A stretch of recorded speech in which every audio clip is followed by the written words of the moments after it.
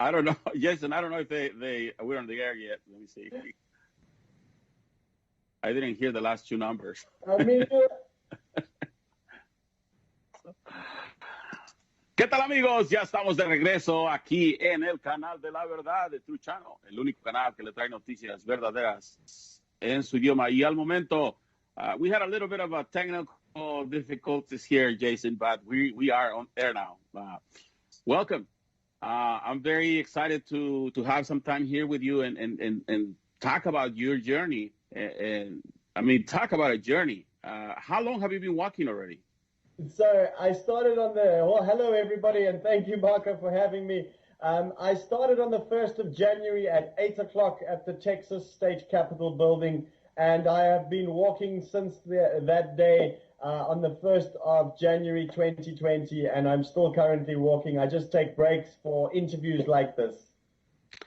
You know, I was telling you earlier that Mexico did have something similar to what's going on in South Africa right now in 1910.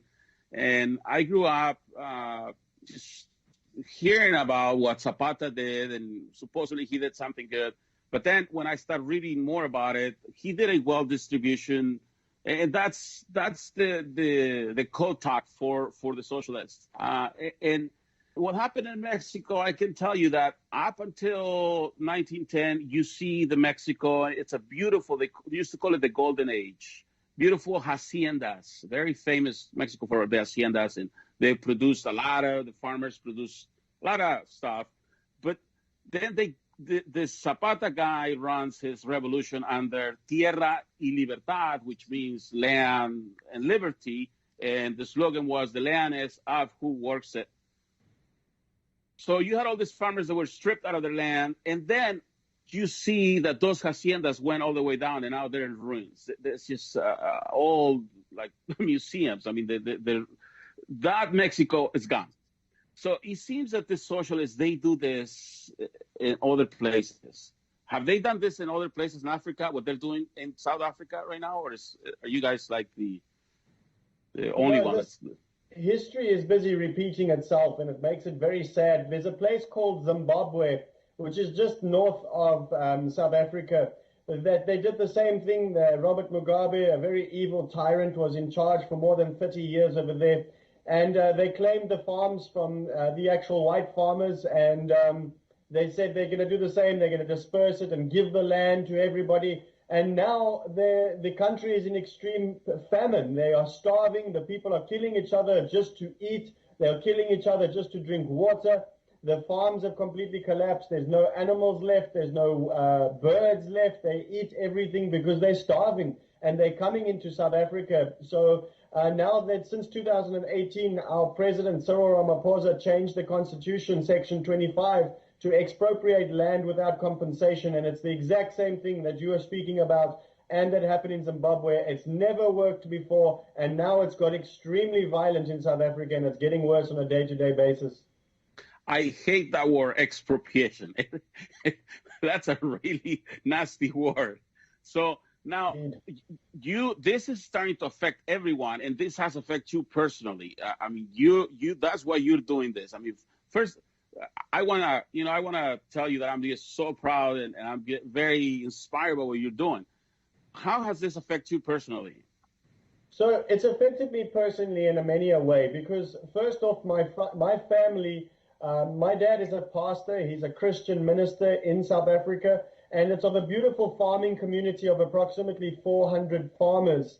And these farmers have not only suffered attacks, but they suffer the government that doesn't give them electricity, it doesn't give them water, and it just demands more and more money. And now they're they've started to imply land grabs. And what a land grab is, when people like the EFF stand up and they say, we're going to take the land with force, and they start to murder the people and chop them up and slaughter them. And this is why the genocide has started.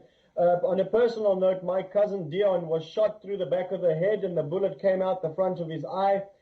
Before that, they strangled him with fish nylon and beat him and burnt him with the coals that he was actually making food with. And he survived, and they said the white bastard is dead. and then they went to go beat up his 8-year-old and 10-year-old daughter with a crowbar just to make sure that they never come back to the small farm, but they still live there today, and we've got nowhere to go. And I've had many friends and family members that have been raped and been hijacked, and just for the color of their skin. And it is just getting worse on a day-to-day basis. Every single day these attacks happen. In 2019, there was 473 farm attacks and 50 farm murders. The rate is absolutely, it's unfathomable to think what is happening there, and it is so evil. So this expropriation, this actions, they're not controlled.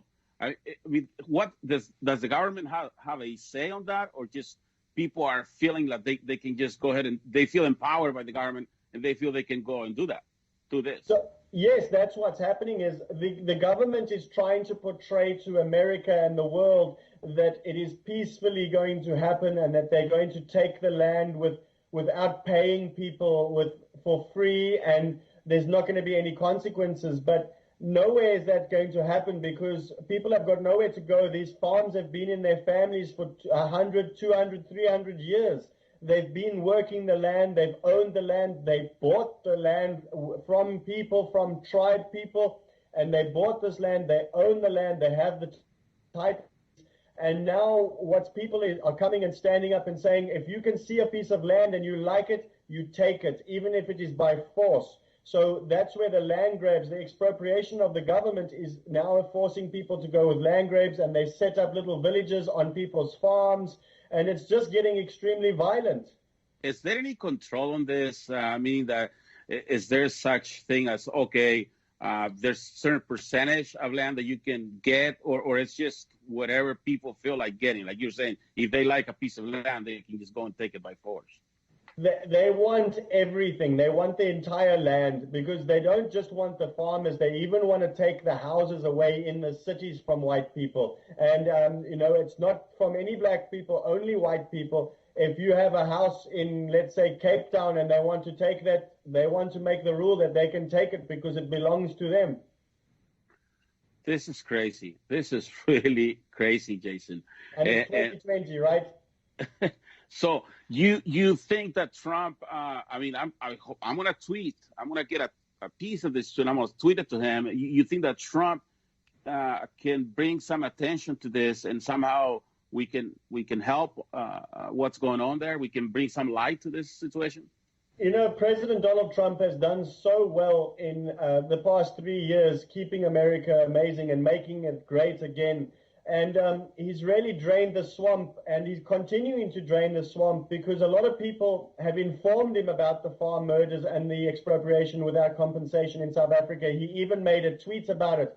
But then the leftist media, these Marxists, went mad, and they tried to cover it up. So he didn't look into it further. But I do believe that he's a bold enough president, and a good enough president, a great president, and a great Christian and a great human being, that he actually will get involved, and he will sit down and talk with me so that we can resolve the problem in South Africa. Because I've invited people of all color, whether they are black or white or brown. I've asked them to stand up in the name of Christ and say no to the evil that's happening in South Africa, because everybody is suffering under the tyrants. And did you know that $510 million was sent to South Africa from United States taxpayers' money to fuel the genocide that's happening over there? And this money is just going to 0.02% of the people, of the rich people that are living there, like Cyril Ramaphosa and the EFF. They take the money and they keep it for themselves. They're not getting, any of the black people aren't getting any food or any aid or any help. So I do believe he will help, yes. You plan a meeting with the president. Do you know if he knows about your journey, what you're doing? We have started to reach out to the White House. I haven't got an official appointment established yet, but I really do look up to President Donald Trump. I don't do this arrogantly, and I don't do it entitledly. I walk up as a gentleman and as a Christian, and I ask him for his help, because that's what we need. So we have been reaching it out to him, and if he hears this, I really ask him to open his heart and open the doors for me just to come so he can see a normal Christian South African and the type of people we are, so I can speak to him about the madness and the evil that's going on in South Africa. If you had Donald Trump in front of you, what would you tell him about your journey, walking, all you're doing here? You know, what I would tell him is, the first thing I would tell him is, I say, I'm just a medium, I'm just a normal human being. Come and listen to the voices that have suffered these attacks, from the thousands of people that have been raped, the thousands of people that have been murdered, and come and look at how these people are taking the United States dollars and making sure that the white people in South Africa get murdered, and how the communism and socialism is working in South Africa. And genuinely ask him, sir, I need your help because my people have been broken and they have been dehumanized, and we no longer can take it because we've got nothing else to live for. That is why I'm doing such an extreme long walk, because this is desperate times call for desperate measures. How many miles are you going to walk total, Jason? Total, it's as I can work it out, the exact route I'm going is 1,557. Wow. That's amazing. That's beautiful. That is just something that is very inspiring. We're gonna go to a short break, but when we come back, I want to ask you. You mentioned on your tweet about Antifa, and I have a lot of friends here. I live close to Berkeley, California, so we've been fighting Antifa for a while. Portland, Berkeley, you have a big nest of Antifa thugs that are trying to just cause problems in this country, and it seems that they're doing it in your country as well. Yes, they're working together with our people in our country because they're trying to hide what socialism and communism will do to America. Awesome. We'll be right back. Quédese con nosotros. Regresamos.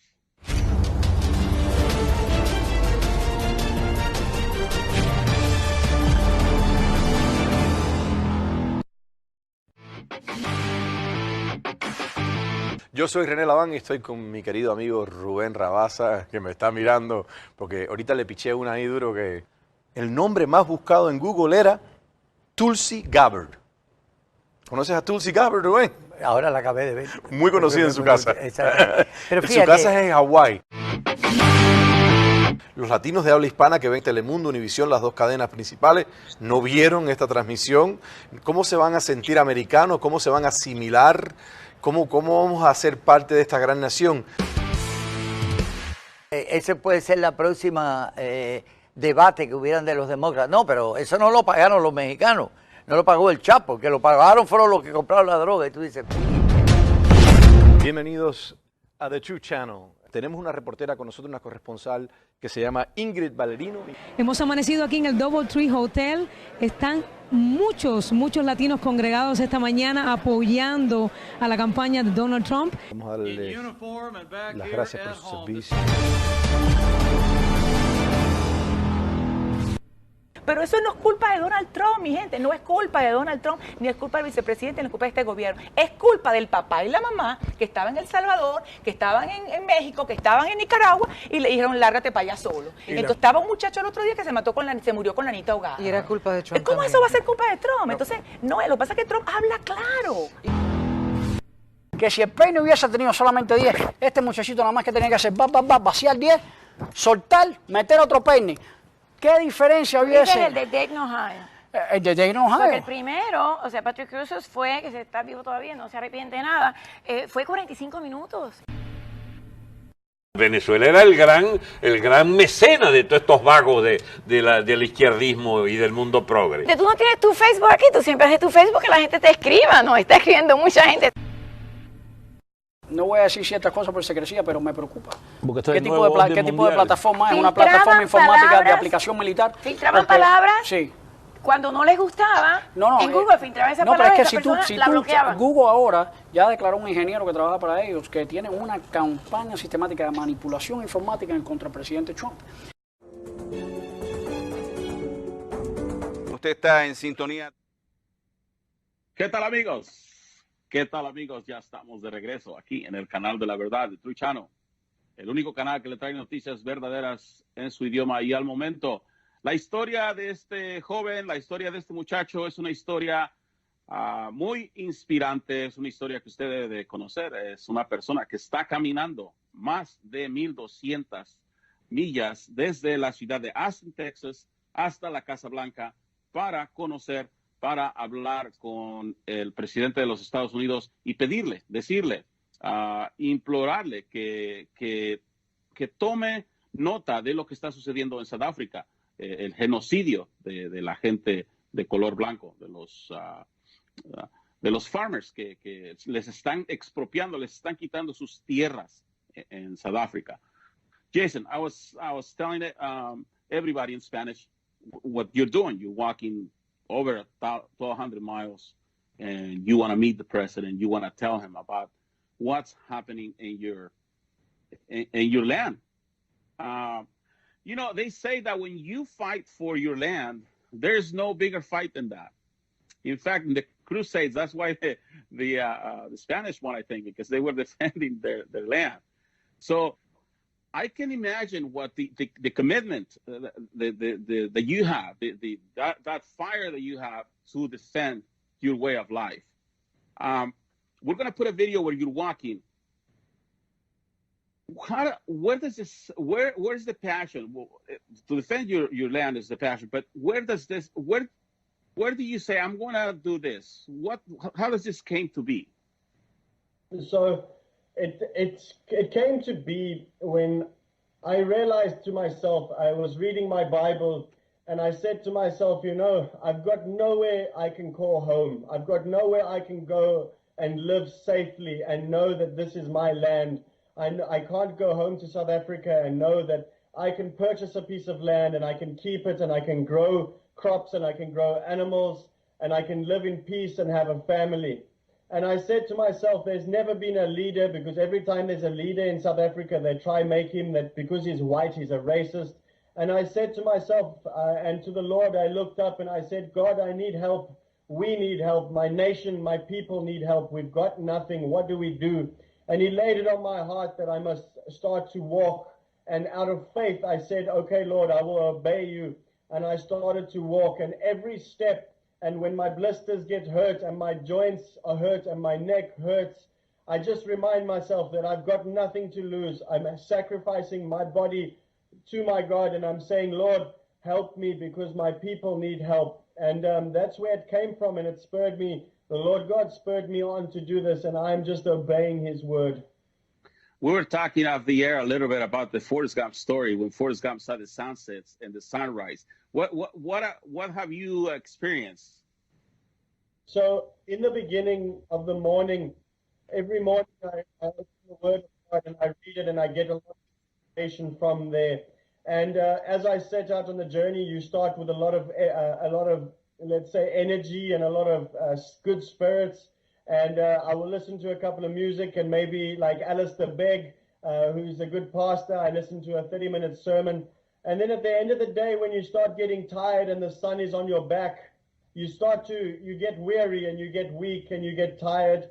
And then I just say to myself, every single piece of torture that I'm going through now will be rewarded by God, and my people will be rewarded because we are starting to stand together and say no to evil and cling to what is good. So I get a lot of inspiration from the nature that surrounds me. And I also get a lot of inspiration from the people that are negative, because those negative souls that are so lost, when they look at me, they start to hate me because they don't understand the joy that I've got, because everything I do, I'm doing out of love and pure joy.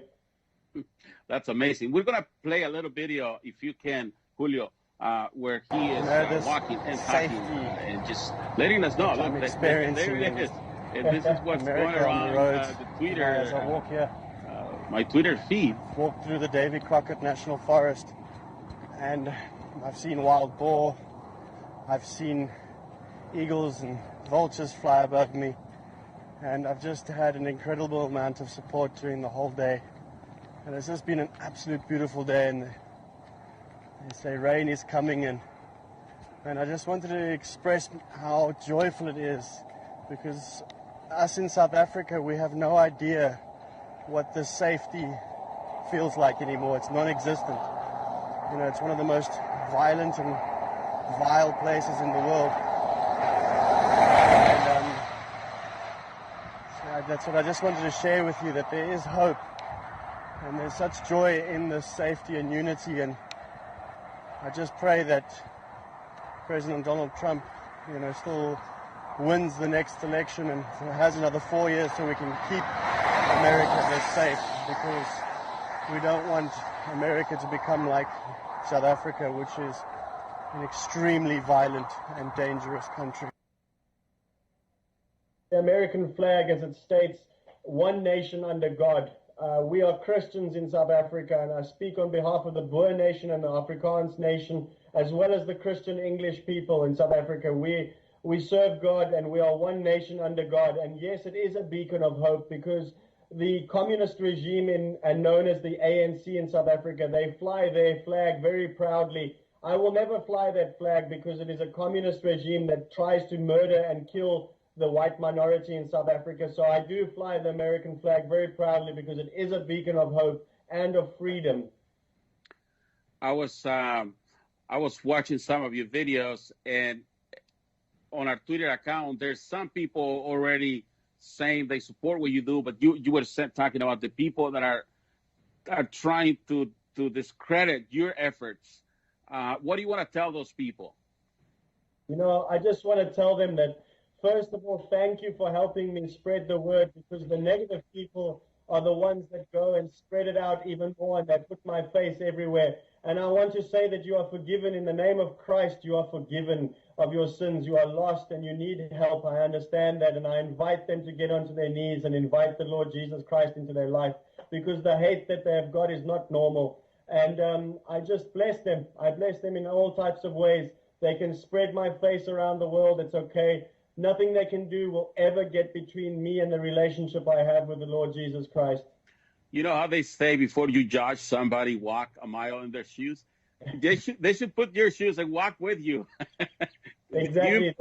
They stand for nothing, so they fall for anything. They're more than welcome to come and walk with me, and they'll realize what I'm talking about is very, very true, and it is also coming to America if we don't stop the problems in South Africa. Now, you did say that, and I want to talk a little bit about that, because America is being attacked by Antifa, being attacked by all this socialist enemies that we have. Do you see that happening in America? Do you see the signs of that coming to America? Marco, I'm 33 years old, and the similarities between what happened in South Africa and what is happening in America is extremely, extremely dangerous, and it's very, very familiar to me, because you notice how they start to pull down the statues, and they say these monuments are racist and the forefathers are racist. They're starting to change the art in the universities in America. Many of these things they're making the white person a complete dehumanized and demonizing him and making him a racist for anything he does. Yes, it is coming to America, and that's why we need to keep this great President Donald Trump in office, because it is now become, if you don't vote for President Trump, you're voting for socialism and communism. And the people that are trying to vote socialism and communism in have no idea what it looks like to live in a communist and socialist country. I invite them to go and live in South Africa for 1 year, and they will come running home and they will say, sorry, President Trump, please help us keep America great. Can you, Julio, can you put the video where there's the EFF, they're dancing, and a lot of red, people in red. What do you feel when you see these people dancing? I mean, they're planning, they're devising this ideology to go after your people. What do you feel? Do you feel angry? Do you feel powerless? You feel like, man, is there a way we can talk this over? Or what can we do here? You know, I do feel a little bit of righteous anger, but I also feel a lot of sorrow, because these people have no idea what they're chanting, because what they are chanting is pure evil. It's pure evil. And they stand there inciting violence against somebody, and all they've got to stand on is that they think it's injustices. So they think they can justify the past by murdering the people. So whatever happened in the past, 2, 4, 5, 600 years ago, they think they can just go out and murder our people, and the way they act so barbaric is very, very shameful, and I do feel powerless. That's why I'm walking, because I need to go and speak to the great nation of America, to the President of the United States, and say we need help because we are powerless. They are stripping us of our human rights on a daily basis. Okay. Ponlo. Now, there's this guy. I mean, this guy is angry. White people who kill one of us, will kill 5 of you, will kill the children, will kill the women, will kill anything that we find on our way. They kill one of us, we kill how many? They kill one of us, we kill how many? They kill one of us, we kill how many whites? We kill the children, we kill the women, we kill their dogs, we kill their cats, we kill anything that comes. He's from a people that are called Black Land First, and they openly state that there is no white people accepted in their administration, none at all. They hate white people, and they have many other videos of singing, "Kill the whites, kill the farmer, kill them," and they're calling out to kill their children, to kill their wives, to kill their mothers, and to rape their children, and to kill their dogs and animals. It's absolutely evil what these people are doing, and the world can no longer keep quiet. Now, the few people that are empowering, I was watching a documentary, and I'm seeing the average African person that looks at this and doesn't have this hate yet. Do you think that the average black person has this hate that this guy is talking about, or they're just inciting that into them? They are actually putting it into them. Not all the black people in South Africa hate the white people. However, the rate of the hate that's growing is growing way more quicker than the unity in South Africa is growing, because they are poisoning the people. That's why we need to get the regimes out of there, because these are evil tyrants. The ANC and the EFF and the Black Land First, they are evil. They are strictly evil, and they are calling for the continuous genocide that is happening in South Africa, and they are making their people more hateful. Do you know that what they do to their own people? Imagine your children grow up and they do a thing called necklacing, where they take a tire and they put it around somebody's neck, and they set them alight in front of their children when they're 5, 6 years old. Imagine seeing that. They are forcing their own people to hate white people even more. Each day, they're starting to hate them more and more. I've had children walk up to me, black children, and go like this to me on several occasions, and it's just absolutely cruel what they're doing. They're inciting more and more violence every day. Wow, they're polluting this innocent minds. I mean, a 5-year-old telling you that, it's just, it's so sad. We're going to go on a short break and we'll be right back. Quédese con nosotros, regresamos.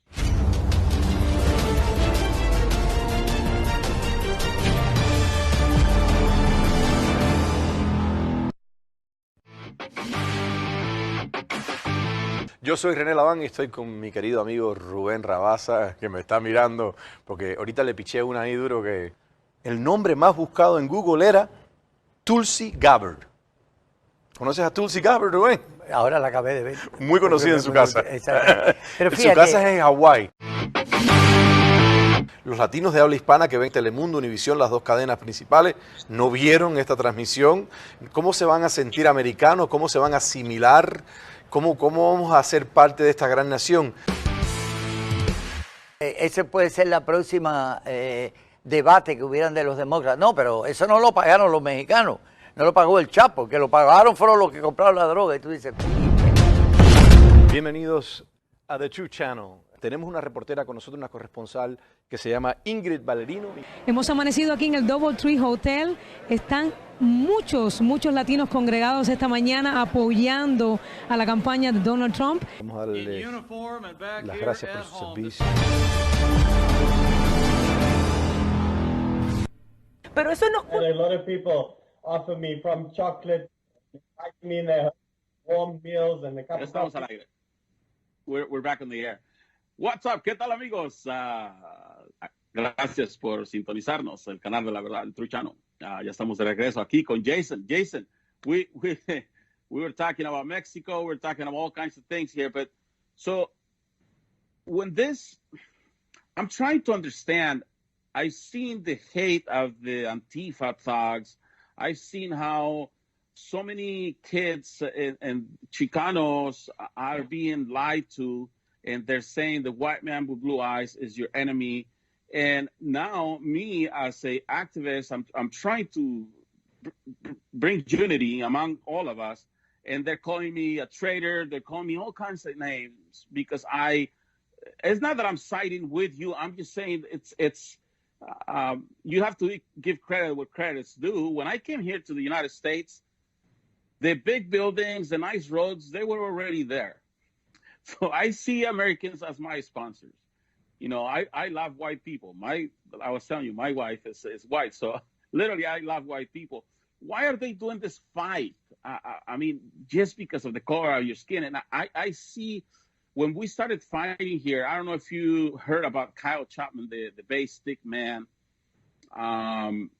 He was trying to fight Antifa over this white hate that they're pushing. You know, I'm actually very fortunate to now be very good friends with Kyle Chapman, the Bay Stickman. He actually flew to Texas to come and meet me, and he gave me a whole lot of gear and sponsored gear for me to walk in, and he really helped me. So I really bless Kyle. He's been an absolute great help to everything that we've done, and he's also told me about you and your great show and how you're standing up for the good. You know, Antifa have tried to attack me. They haven't physically come for me yet, but they've promised that they will come for me in every big city that I go through. But they can come, that's fine, because they're only exploiting themselves and showing that they are standing for the Antichrist. They are standing for evil. You know that I was there when Kyle Chapman hit that guy. I didn't know him, but we were starting to do these rallies because we knew something was going on. Something wasn't right. It's not right that these guys are claiming that the streets are their streets and no freedom of speech can be exercised at any time. I was trying to do an interview with Univision in Spanish, and I have my red hat. From behind, these guys came out of nowhere. They took the hat from me, and they burned it right in front of me. And I was trying to figure out, what are these people trying to tell me? They're trying to by burning my property, by burning my ideas. That's basically what they're doing. They're burning my ideas. They're telling me, Marco, you're not entitled to have your own judgment. We're going to control that. Yeah, that's exactly what they're trying to do. You know, I've been told by more than 50 people that I shouldn't wear this hat. And I think that's unbelievably sad that people think that you can't support your own president who is just fighting for your freedom and puts America first. And by these people coming out and inciting such violence, they don't realize that they are actually fighting against themselves, because they sit at home and they make these tweets and Facebook comments about hate and all this stuff. Do they realize that in a communist, they're the first ones to be executed? You know, when these guys chant, and I'm going to put the video about, if you can put, Julio, the video about chanting, when the Antifa chants and their chants are so hypnotic, and then they had drums. We were in Portland one time, and Kyle was there, and there was probably about 1,500 of us, but there was about 3,000 Antifa in groups that came out of nowhere. Some Cesar Chavez, some Chicano groups, and they all got together on these chants, and they use a lot of this hypnotic chanting, and it seems like it's what they do, because those are the chantings that they're using in South Africa right now. Yeah, they what they don't believe in is they work up violence against people. What? So that's What are they saying here? What is the EFF? That's the Economic Freedom Fighters. A lot of them, what they sing a lot of the time is kill the boer, which means kill the farmer, which means a boer is a white farmer. So kill the farmer. One bullet, one settler. We are known as settlers because they call us enemies and invaders of the land. So they kill us one bullet, one settler. So they're calling for the killing of white people in South Africa. That's what they do in most. Look at them gesturing with a gun. They say one bullet, and they gesture that the people get shot. It's terrible what they do. And you're talking about a political party here that how much you said how much power do these people have in the government? So that political party is the third biggest party in South Africa with 10% of say in the parliament. It is absolutely incredible. And the ANC, the Cyril Ramaphosa, the president, he doesn't condone it and he doesn't say a single thing about it because they work hand in hand together to incite these violence and this genocide on the white population in South Africa. But they're talking already about killing people. I mean, that's against the law of the country too. It sure should be because the president doesn't say anything about it because he's completely behind it and he loves the fact that the farmers are getting killed and he loves the fact that they sing those songs. He's completely behind the scenes and he is on their side. Now, we all know that farming it's a big part of here in America. It's a big part of what's going to happen or what's happening already with all those farms that they're taking. What are they doing with those lands? Are they working them or are they just fighting over them? So what they're doing is the governments are fighting over them and then they claim the lands. And I know this because they claimed a friend's farm of mine where I used to have cattle, and they claimed the farm in 2007 and they took about 3,000 acres. And the land just stands completely empty because they're not allowed to rent it to white people because then they will get killed. And they're giving it to people that don't know how to farm and don't want to farm. They're giving it to people that are not interested in working the land. And what's going to happen is when the farmers are no longer safe like they are and start running away and start being completely killed out during this genocide, Africa is going to starve because the white farmer supplies so much food to Africa.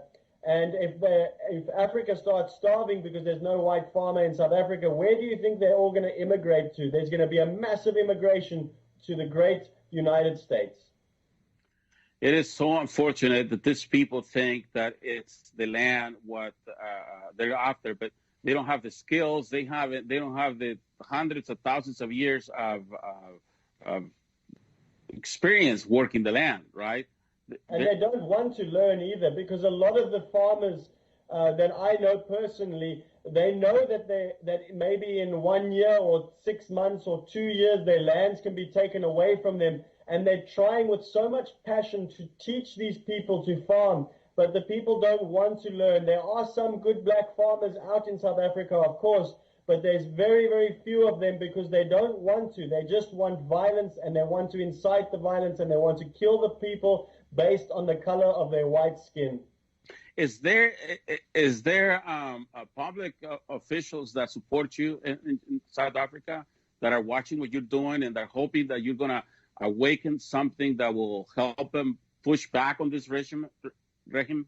So I've had an incredible outreach from America and a few South Africans, but I'm not with any organization. I'm doing this by myself, and I started my own Boer Extinction organization, and I don't stand with anybody, and people are more than welcome to support me, but I haven't had a huge outcry from the big parties in South Africa that want to stop the expropriation of land without compensation. I really do hope they do come and support me.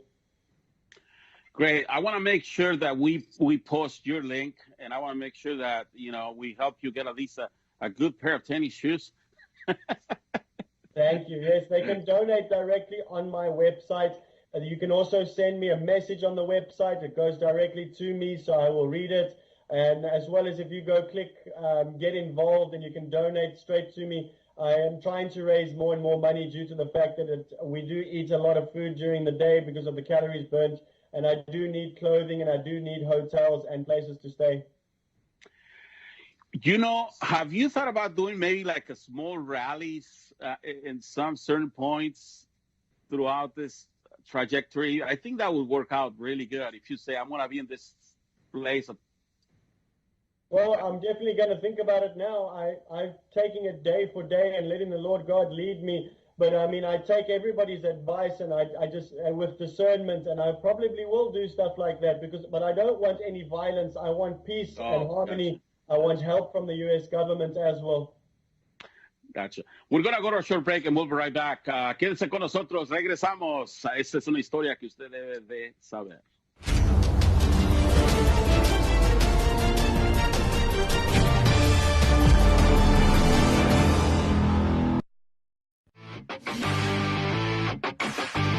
Yo soy René Laván y estoy con mi querido amigo Rubén Rabasa, que me está mirando, porque ahorita le piché una ahí duro que el nombre más buscado en Google era Tulsi Gabbard. ¿Conoces a Tulsi Gabbard, Rubén? Ahora la acabé de ver. Muy conocida en su casa. Pero fíjate, su casa es en Hawái.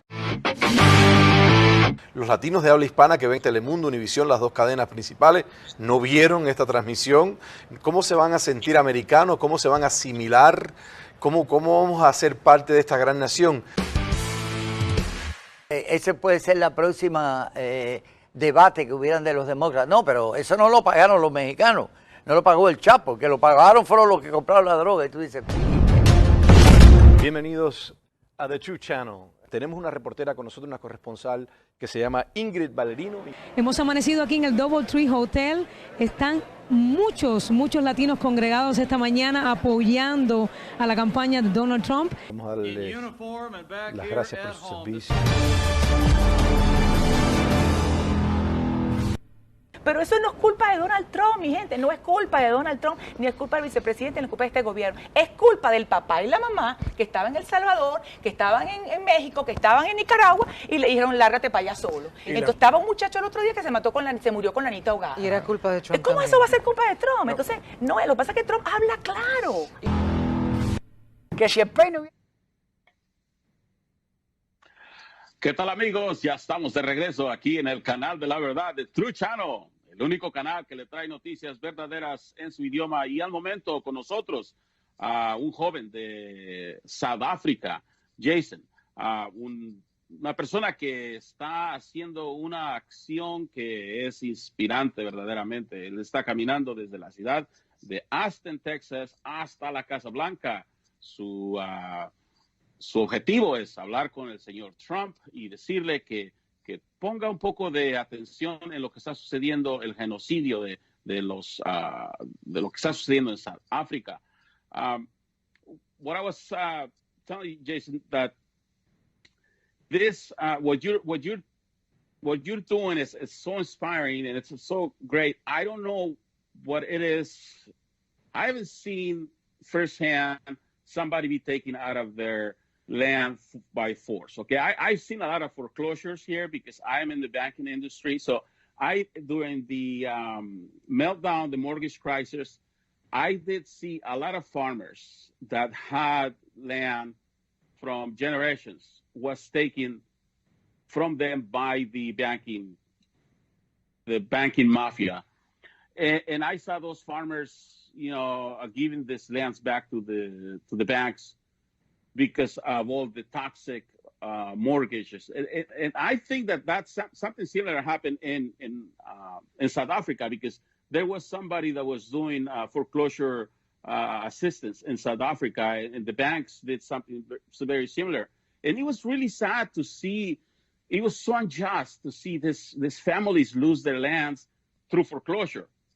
But now can you imagine to lose those farms by the force just because somebody else thinks they have better use for your property? Yeah, it's very sad, because you must realize that these people have lived on this land for hundreds of years and they've worked this land, and you need to treat the land a certain way so that it treats you richfully and bountifully as well, so you can grow crops, so you can raise cattle, And it's an absolute devotion and a complete rendering of your entire life so that you can feed others and feed a nation. And the very farmers that are being murdered by the people that they feed is such an atrocity and such a horrible crimes against humanity as well in South Africa. It's really, really sad to see. My heart bleeds for my people. Where are all those human rights activists? Why are they not jumping up and down to go help you there? Yeah, I wish they would jump up and down and really be men and women of valor and honor, but they don't seem to be because they support communism and they hate the President of the United States more than they love their own country and more than they love the world. So they focus on only things that give them money and make them money. Every 3 minutes, a woman is raped in South Africa. Every 3 minutes, a woman is raped. And the women movements don't say anything. It's just absolutely sad that they let this happen. And that's why they are hiding it, because that's what they want to happen in America. How big is South Africa compared to the United States? So I would say it's probably 2 times as big as Texas. Okay. Awesome. And population? Population, they say, is about between 60 and 70 million, I believe. But I know the famine-stricken people of Zimbabwe are coming over the border by the thousands. So I don't really know. And I don't think they know either, because the police are so corrupt and they don't even have electricity. The police also do a lot of the raping and the killing as well of people. So now, your politicians, do they not see that what happened in Zimbabwe, that's going to happen in South Africa? Don't they just see that? No, they don't care about their own people. They don't mind their people starving. It's the same as any communist regime. As long as they stay rich, they don't care. They want to be in power. That's what they want, very much like some of the Democrats in this country. They don't care who they damage and who they hurt, as long as they get into power. Yeah, just the very few at the top. And that's what I see here with the Hispanic community. You have a few people that have positioned themselves in key positions in the government or the school system, and they don't care about the rest. And they say that they speak for us, but they don't speak for us. I mean, really, like going back to the white man with blue eyes, that Chicano movement, in fact, you know who George Lopez is?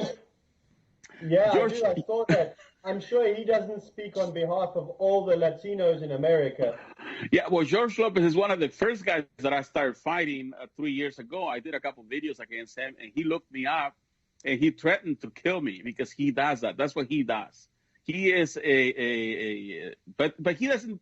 He is just playing. You know, he's just. And he said that about the president. So the Chicanos listen to George Lopez, and the Chicanos are being hurt because now they hate the president, but really the president is good for them, and they just don't understand that, and it's just so unfortunate. It's very good for them. Look at the economy; the people are thriving, and now you get people like George Lopez and Alexander Cortez, or however you say her name. They sit there and they make as if the white person is this biggest enemy, and that President Trump is the enemy of the people, and he's not. He's trying to help America, and he's trying to make America great and keep it great. Jason, we're running out of time a little bit here, but I want to make sure that we do the best we can to help your journey here. How can we find you? What's the best way we can help you? I was telling you that if you do decide to do small rallies, we have Latinos for Trump has people throughout Texas and throughout all the states that we can say, hey, if you have time, just nothing too formal, just maybe like a lunch or a breakfast or dinner with Jason, something like that. I think that would be amazing. That would be amazing. I would love that. The best way to do that is if people want to reach out to me is via my website. They can message me. But I definitely would like to, so that people can see that I'm standing for all colors of race and races around the world. I am standing up against communism and socialism and just standing up for the name of God. So I would really welcome the Latinos for Trump to support me. Awesome.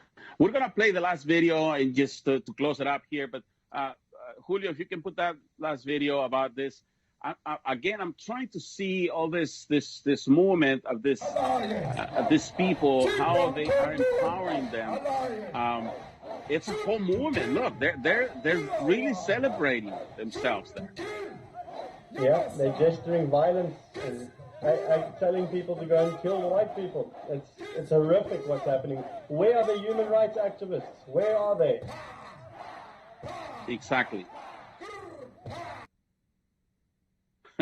You have all this human rights activists about kids being separated at the border.